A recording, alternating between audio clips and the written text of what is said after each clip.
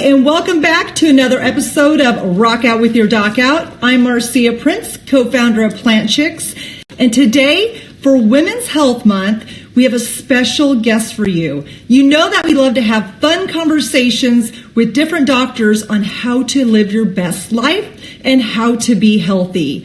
Today we have Doc Sarina on here, and that's her Instagram name. So if you followed her, obviously you saw it in my stories, and you'll also see it in the comments below. I'll put her stuff in there. But Doc Sarina is a very, very accomplished doctor. So, and the reason why I'm kind of like, whoa, you guys, she's just so accomplished. I could not memorize her whole bio.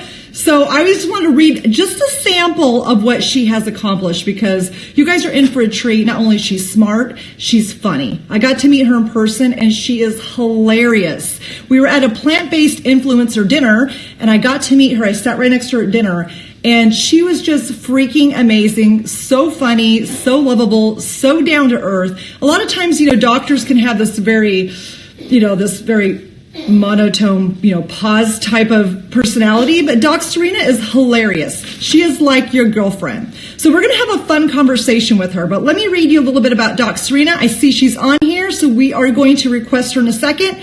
Doc Sarina is a nationally recognized gastroenterologist and speaker. She completed her undergraduate training in biological anthropology, as I can't speak today, and nutrition from Harvard University. I'm not going to say her last name right. We'll say Doc Sarina attended Northwestern Feinberg School of Medicine for medical school. She subsequently completed her residency and gastroenterology fellowship at the University of North Carolina, where she also received her Master's of Science of Clinical Research. She has published extensively in the most respected gastroenterology. Can't even say that. That's a tongue twister. Gastroenterology. Say that 5 times. Where she has in journals and has given more than 50 national presentations. In addition to receiving numerous awards from she has received, I don't know why, you guys, I can't speak today. I'm so excited. That's what it is. She has received prestigious awards from the Howard Hughes Medical Institute and the National Institute of Health. Doc Sarina's research background allows her to use the best evidence-based medicine to educate her patients. There we go. That was all a tongue twister. But you get the point. She's educated. So let's go ahead and bring Doc Sarina on. Here we go. I'm so excited. She's so much fun. We're going to have a fun conversation and we're going to learn something and we're just going to have a good time for today's show. Hey! Hi, how are you? Hello, gorgeous. You guys, I was getting out your bio and it was like a tongue twister, but you are so accomplished.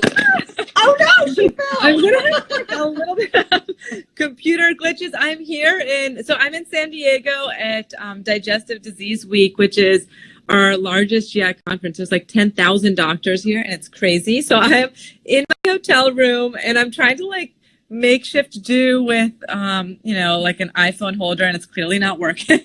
So, but we'll figure this out. Yeah, we'll figure it out. I'm in the same position. I'm not at a conference, but I'm moving. So yes, my house is like disarray, and I will have to take a picture of the background because I literally have my stand on a laundry basket, and I found a chair. Yes. Good, that's what I'm doing. Okay, good. I found something to maybe prevent this from falling over the entire time. Okay, so I just gave this awesome video because you are so accomplished. But we love to have a fun conversation, rock out with your doc out, where we just have fun and we learn about something new. And you gave me your top 5 reasons on this note. Can you guys see this? I love this pineapple. I know, right? Can you hear me okay? Yes, I can. Can you hear me? Yes. Okay. So I'm going to give the top 5 reasons on how you should have a healthy gut microbiome. This is by Doc Sarina. So number 5, boobs and bugs. What is that? Boobs and bugs. So this is for all the moms that are listening out there that breastfeeding is so important for gut health. So if you have little ones, like that's the best thing that you can do to kind of get your baby's gut microbiome to be healthy from the beginning. So what we do know is that there are like hundreds of trillions of gut bacteria in our gut. So bacteria. So a lot of us, especially, you know, I am a physician and a mom, and I used to think about bacteria as being disgusting, and I don't want to be near any bacteria, like definitely not in my hotel room. I don't want bacteria. But we have a lot of bacteria in our gut, and we know that there's good bacteria and bad bacteria, and it's important that we nourish that. So when you breastfeed, that is amazing for your child's gut health. The first 2 to 3 years of life for all of us, our gut goes from being in an infant state to being in an adult state. So I encourage everybody to breastfeed. And what we've actually found is that it's not just the breast milk, which is important. That's super important. It has HMOs, human milk oligosaccharides, and that literally feeds the good gut bacteria in your babies. But actually also nursing and putting your babies to the boobs and getting that skin bacteria is good for children. So now for us adults, we can't change our past, but I'm sure there's moms listening out there and you can tell a friend. If you can, please do breastfeed. Good for your babies. Okay, that's awesome. That's good to know. And you know, also, as a physician and a mom who encourages everybody to breastfeed, I also feel like we should destigmatize it, and you don't need to feel like you always have to like hide everything. Like, you know, our bodies are beautiful and they're made for a reason. So just to embrace your bodies to anybody who's pregnant or has young kids. I love that. You know, I used to live in Europe, and in Europe that was normal. When I came back to the U.S., I feel like it was more taboo to breastfeed your child in public than in Europe. So it's kind of crazy how I feel like the Western culture sees breasts differently than European culture. That's right. They're definitely more progressive and open there. And here too, like, you know, for my first baby, I like bought a baby cover up, and it's kind of suffocating for the babies. Like, my child did not like it. And so I said, you know what, I'm just getting rid of it. Like, you know, that's okay. It's good to do what you got to do. So, okay, question. So for the moms out there, what if they can't breastfeed? What would the next best thing could they do? So if you can't breastfeed, then of course I always say like fed is best. Like, don't deprive your child. Your child needs nutritional supplements. And so then you have to give formula. But if you can breastfeed, that's best. And then we'll talk about a few other ways that you can improve your child's gut health, because a lot of the other things are the same as an adult and as a child. But Gotcha. Thank you. Okay, so number 4, pop a squat. So I specialize in constipation. So I really want, and constipation is so common. Like, people don't realize how many millions of people in the US suffer from constipation. Half the lectures I'm going to are about constipation. So I want everybody to pop a squat. Like, you know, when you think about it, if you have kids, or if you've seen in like a lot of other countries, they literally squat on the ground and they poop. And there is a physiologic reason for that. We are made to poop like that. And with Western toilets, actually, things have changed. So there's kind of like a kink, like a little curve that goes from our rectum to our anus, and poop can kind of get stuck there. So what I tell everybody is to buy a squatty potty. I have one. Awesome. So you should get a squatty potty or like a step stool about this size.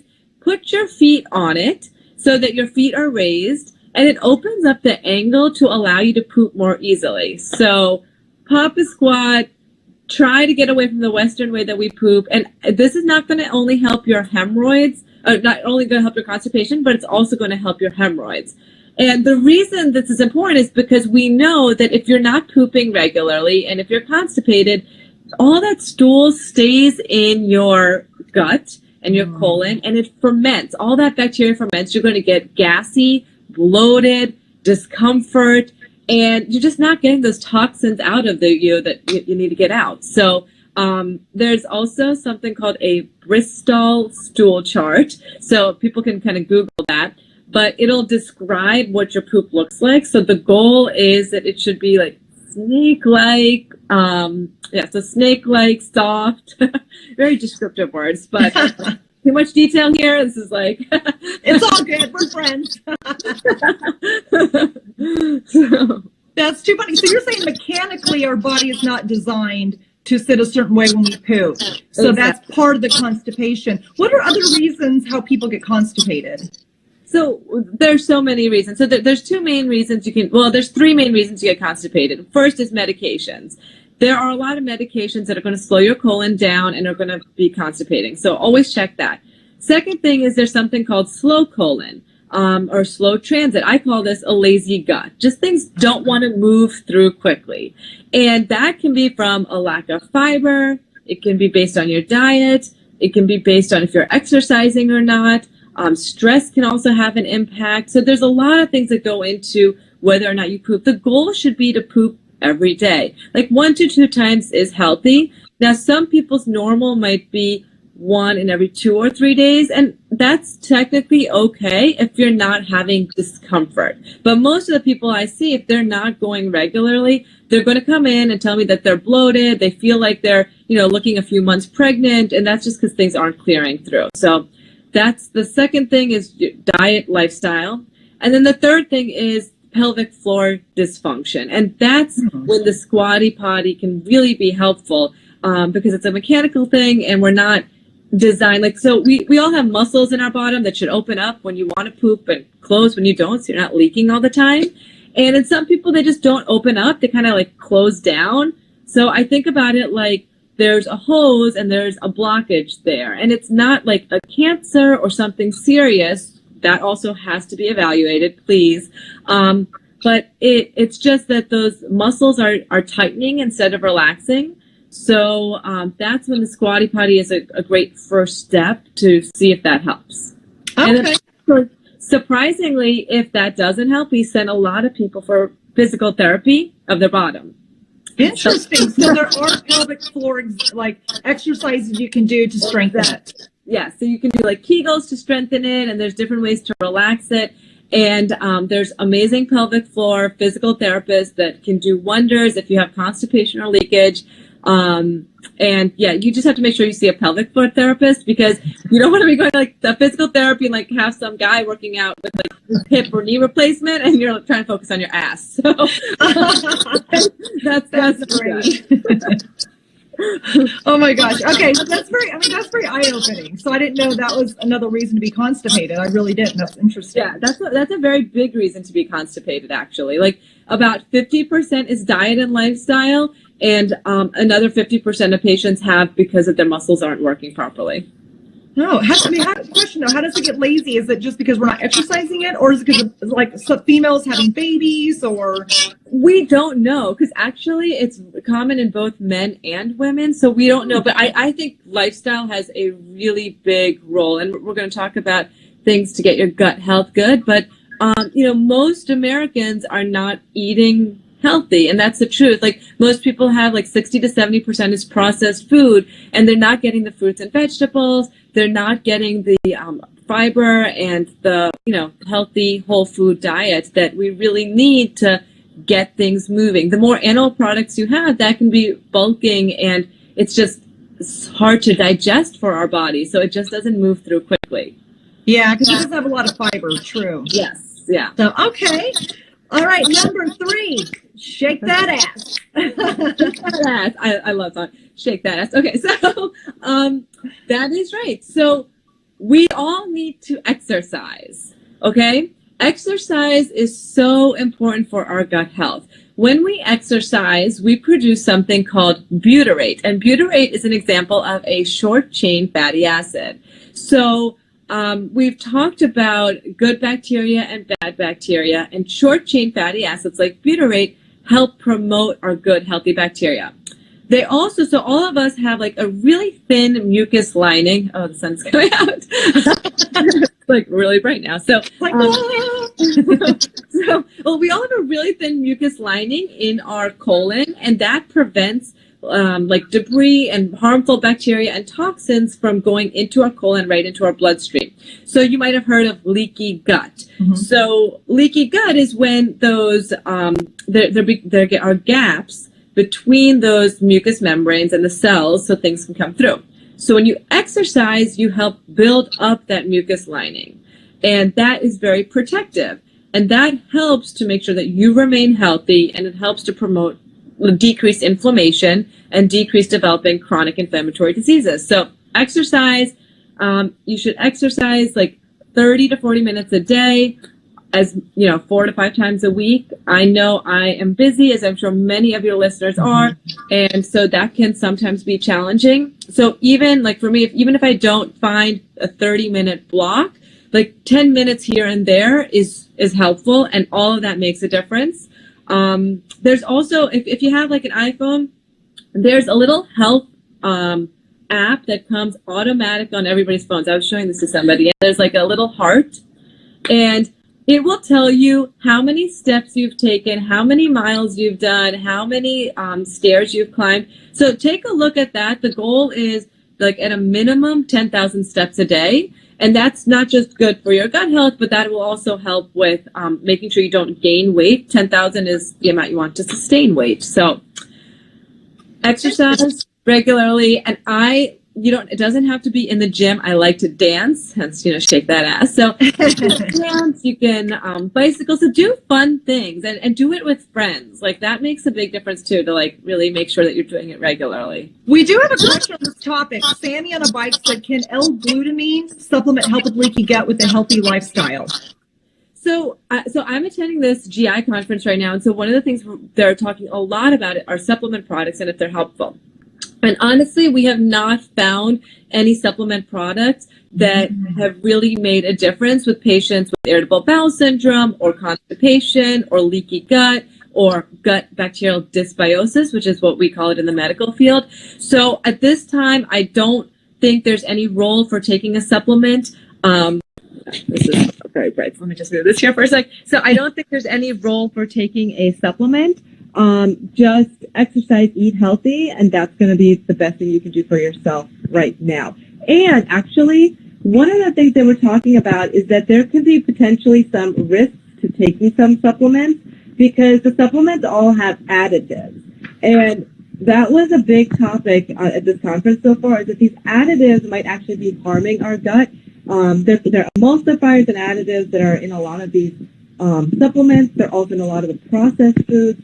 So I just think at this time, as much as you can do like a whole food, plant-based diet, exercise, that's right now kind of better for your gut health and overall health. And the supplements are not FDA approved, which means they don't have to go through the same like federal regulatory process. So we don't even really know like what's in it. So I would that's scary. And do something else with that. Yeah, that's scary. Hey, Sarina, I think you might be covering a little bit of the microphone with your hand. Now, yeah. Perfect. All right. Hopefully you guys can hear me with that. So no, we can. Perfect. Okay, perfect. No, I mean, I've been a fitness trainer for 15 years, and obviously we know exercise is important for your digestive systems to get the colon rolling. But I've never heard it put that way. I mean, you just blew my mind today with that truth bomb of knowledge. Awesome. So now I can pass that to the Plant Chicks tribe. Yes, definitely. And tell your friends, it's like, you don't want to hide knowledge. Share it with everybody. We're all trying to just be healthy. Yes, for sure. Okay, so we know we got to shake that ass. So now, number 2, ice baby. All right, ice baby. Dun, dun, dun, dun, dun, dun, dun. All right, so we're taking back old school. So this is relax, chill, don't get stressed out, don't get heated. Stress is so harmful for our gut bacteria and for a lot of other things in our lives. So let's just talk about the gut for a second. We all know that we have like a nervous system in our brain and our spinal cord, but actually we have an even bigger and more important nervous system in our gut. And that's called the enteric nervous system. So what I tell people is that I'm covering up the mic, sorry. There are more nerves in your GI system than anywhere else in your body. And so when we get stressed out or anxious, like our gut picks it up first. And you might have heard, like, if you get the butterflies in your stomach, that's a really mild version of when your gut nerves start flaring and become hypersensitive. But, you know, all of us, I feel like I know I am under a lot of chronic stress just because we're all trying to do so much. Like, we're all running around with work, businesses, family, kids. Like, there's so much in our society right now that it's so important that we all take time to de-stress, cool down, calm ourselves, because if you don't, we know that stress will increase the harmful gut bacteria in our bodies, and it will lower the good, healthy gut bacteria. And, you know, we didn't talk yet about it, which maybe I should have mentioned first, but the reason we're talking about gut health, and I'm sure your audience is well aware of this, but the reason we're talking about it is because all of the studies and research is showing that if you have good, healthy gut bacteria, you will live a healthy life. When we have abnormal, harmful gut bacteria, we are at high risk for developing many chronic inflammatory medical conditions like heart disease, arthritis, obesity, cancer, like the list will go on. So that's kind of why we're focusing so much on this. But one of the main parts is de-stressing and relax. Yoga, meditation has been super helpful. Like, sometimes I even write it on a prescription pad where I will tell people, like, this is your, you know, medicine. Your medicine is to take 10 minutes a day for yourself to calm down and relax and do something that makes you fun, makes you happy, gives you enjoyment and pleasure, and makes you laugh. Do you hear that, you guys? Doc Sarina says, chill out. Doctor's orders. That's right. I say, and if you ever get stressed, just sing that song in your head, and like, you can't stress out when you do that. I love it. Ice baby. That's a classic. Okay, and number one, you say fruit, fiber, and flourish. What is that? All right. This is it. This is like, you want to have a good, healthy gut microbiome. Get your fiber in. We are a fiber deficient country. The recommendations are like between 25 and 35 grams of fiber a day. Most Americans get 18 grams of fiber a day or even less. And fiber is like people want a magic pill. Fiber is it, but you don't need to take it in pill form. You need to take it in the foods that you eat. So research has shown that the single greatest predictor for good gut health is eating a variety of fruits and vegetables. So I know your plant chick tribe group is probably doing this, and they're all trying to live healthy and eat plants, but the goal is 30, which can be a lot. So just start slow, get your fiber in. Fiber feeds all that good, healthy bacteria that you have. It's going to make you just feel so much better. So fruits and vegetables is the only way that you can get fiber. You do not get that in animal products, meats, dairy. Just doesn't happen. And it's so much better. Don't take the supplements if you can avoid it. Just eat healthy. So real whole plant-based foods, bottom line. Yes, exactly. Okay, so we did have a question. Like, we always ask our Plant Chicks tribe when we bring on a doctor, give us some questions to ask. And somebody had asked, what if I have to take antibiotics? I heard that it kills your gut microbiome, good and bad. How long does it take to build back up?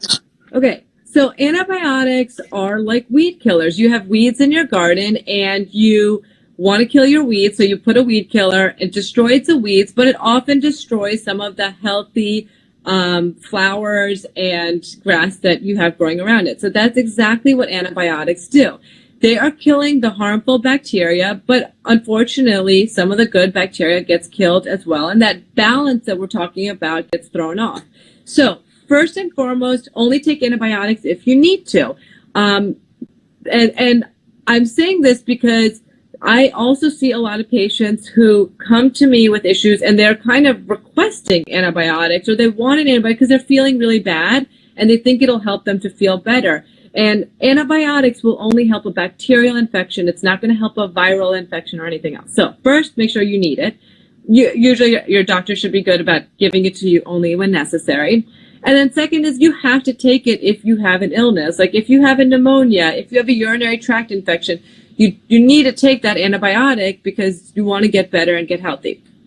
So what I recommend is, first off, if you're already following a whole food plant-based diet, just know that your gut health is in good shape to begin with, and so hopefully it will recover faster. There have been studies looking at people who take antibiotics who are vegan and plant-based compared to like a standard diet, and they've found that if you're eating a healthy lifestyle and eating a good diet before, your gut bacteria are more resilient, which means that even if that balance gets thrown off and you're eating well to begin with, when you take that antibiotic, you're going to recover faster and your gut microbiome is going to go back to normal more quickly. So start with what you're doing before, if you can, And then I would recommend taking fermented foods.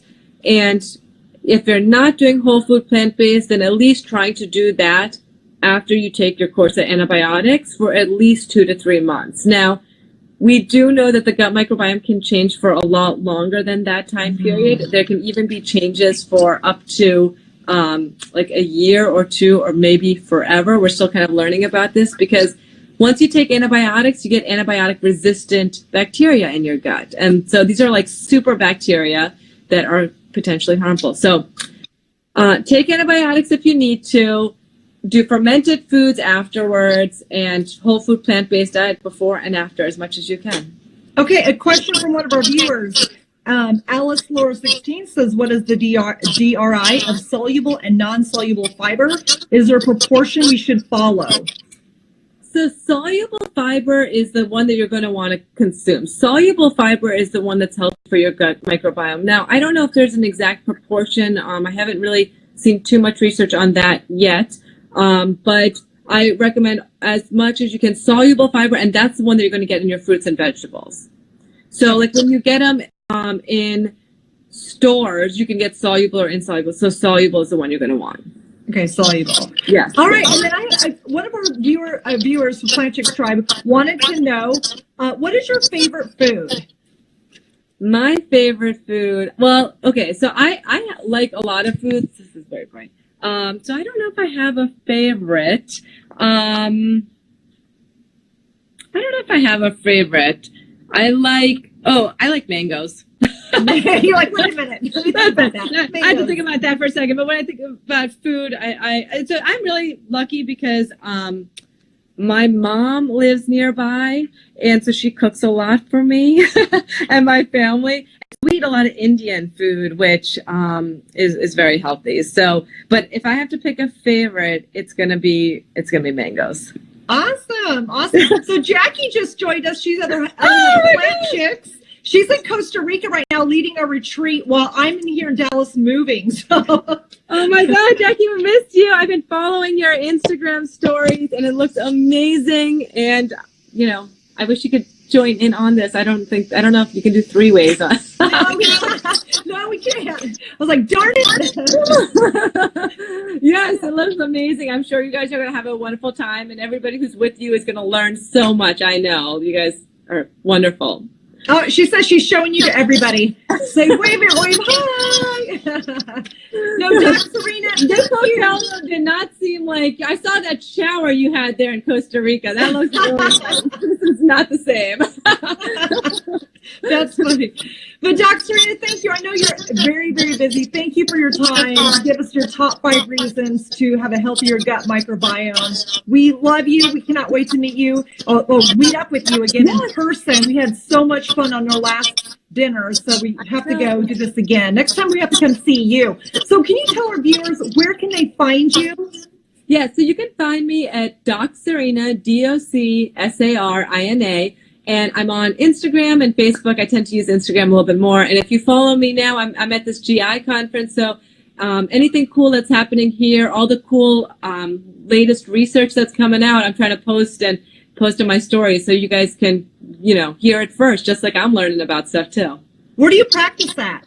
Oh, I practice in Delaware Center for Digestive Care, so pretty close to Philadelphia. So if anybody comes toward Philly, people don't usually come to Delaware, but if they come toward Philly, message me and maybe we can try and connect. Awesome. So there's a special way that we like to close, and you know this one, you've been there, done it with Dr. B. So we want everybody to rock out with their rock out. So you guys, make sure you heard from Doc Sarina, doctor's orders, eat more fruits and veggies. We want you rocking out with your rock out and shaking that ass. Rock out. I love it. Thank you. I love you, girls. We will see you next time soon. Have a great time at the conference. And again, we love you. Thank you for spreading the message. Thank you so much. See you guys later. Bye. Bye. So what did you guys think of that? That was pretty awesome, huh? We were just having a fun conversation, having a good time. Yeah, there's some technical difficulties, especially when I'm in the process of moving. She's at a conference. We're trying to get it going, but nevertheless, I hope you guys learned something. It is Women's Health Month, all the month of May.